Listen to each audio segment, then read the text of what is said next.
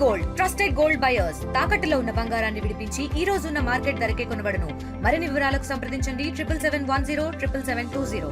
Liquor scam సంబంధించి మాజీ deputy CM Narayana స్వామిని వాళ్ళ సిట్ అధికారులు విచారించారు. దాదాపు 6 గంటల పైగా ఆయన విచారించినటువంటి పరిస్థితి.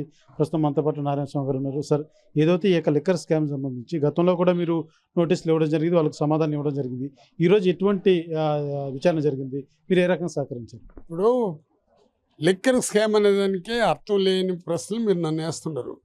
ప్రైవేట్గా ఇచ్చినప్పుడు అది స్కామ్లు జరుగుతుంది, గవర్నమెంట్కి ఇచ్చినప్పుడు స్కామ్లు ఎక్కడ జరుగుతుందో నాకు మీరు వేస్తూ ఉండే క్వశ్చన్లు చాలా ఏవి అసలు మీరు ఎందుకు లిక్కర్ స్కామ్ అని పెట్టినారో ఇది గవర్నమెంట్కి సంబంధించిన ఇది. వాళ్ళు సెక్టర్లు వచ్చినారు, నన్ను విచారించారు, వాళ్ళు నాతో బాగా సహకరించారు, నేను వాళ్ళకి సహకరించినాను.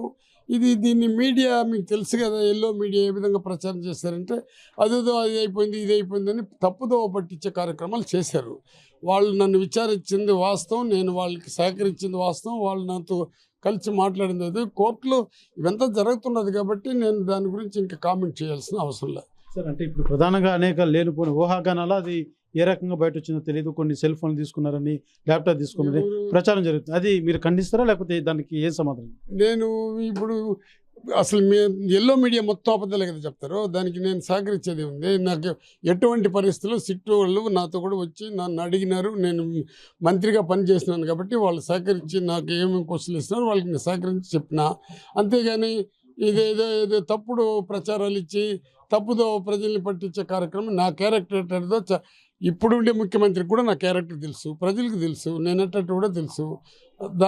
దానిపైన ఇంకా అనవసరంగా మాట్లాడితే కోర్టులో కేసులు అంతా ఉండేటప్పుడు నువ్వు అది మాట్లాడి ఇది మాట్లాడినది అది వేస్ట్. ఇంకా దీనిపైన ఇంకేమి నన్ను అడుగుతుంది. ఫైనల్గా ఒకటే సార్, ఇంకా సిట్టు మళ్ళీ మిమ్మల్ని విచారించాలి మీరు మళ్ళీ ఏమన్నా రెడీగా ఉన్నారా? ఏమైనా ఫైనల్గా అంతే ఊరే ఎన్ని తూర్లు వచ్చినా అంటే మళ్ళీ మీకు చెప్పారా ఏమని? అంతే.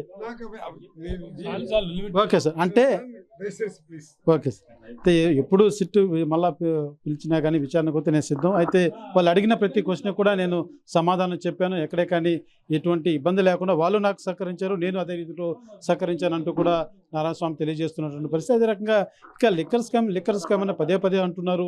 అది గవర్నమెంట్ రన్ చేసినటువంటి వైన్ షాపులు, ఇది ఎలా స్కామ్ అవుతుందంటూ కూడా నారాయణస్వామి నిలదీస్తున్నటువంటి పరిస్థితి. అయితే సిట్టు సంబంధించి ఎటువంటిది ఏది నా దగ్గర నుంచి తీసుకోవాలి, కేవలం వాళ్ళు వివరాలను అడిగారు, ఆ వివరాలు నేను ఇచ్చానంటూ కూడా నారాయణస్వామి తెలియజేసినటువంటి పరిస్థితి. అయితే ఈ యొక్క విచారణ ఉదయం 10 గంటల నుంచి సాయంత్రం 5:30 వరకు కూడా ఈ యొక్క విచారణ సాగింది. ఇంత అరెస్ట్ చేస్తారని లేనిపోని ఊహాగాలన్నీ కూడా ఇక్కడ నడిచినటువంటి నేపథ్యంలో కార్యకర్తలు కూడా అధిక సంఖ్యలో ఇక్కడ చేరుకోవడం జరిగింది. అయితే చివరిగా సిట్ అధికారులంతా కూడా విచారణ పూర్తయిన తర్వాత వాళ్ళు వెళ్ళిపోయినటువంటి పరిస్థితి. నారాయణస్వామి బయట వచ్చి మీడియాతో కూడా మాట్లాడడం జరిగింది. రానున్నటువంటి రోజుల్లో కూడా సిట్ ఎప్పుడు పిలిచినా కూడా నేను సమాధానం చెప్పడానికి సిద్ధంగా ఉన్నానంటూ కూడా నారాయణస్వామి తెలియజేస్తున్నటువంటి పరిస్థితి. కెమెరా పర్సన్ కోటితో సురేష్, RTV, పుత్తూరు. తెలుగులో న్యూస్ కి ఫాస్టెస్ట్ యాప్ ఇప్పుడు టోటల్లీ న్యూ అవతార్లో జస్ట్ 5 సెకండ్స్ లో కంప్లీట్ న్యూస్. సోషల్ మీడియాలో ట్రెండ్స్ కి one stop solution. Live TV app voice search option తో ఇప్పుడే డౌన్లోడ్ చేయండి లేదా అప్డేట్ అయిపోండి. యాప్ లింక్ డిస్క్రిప్షన్ లో ఉంది.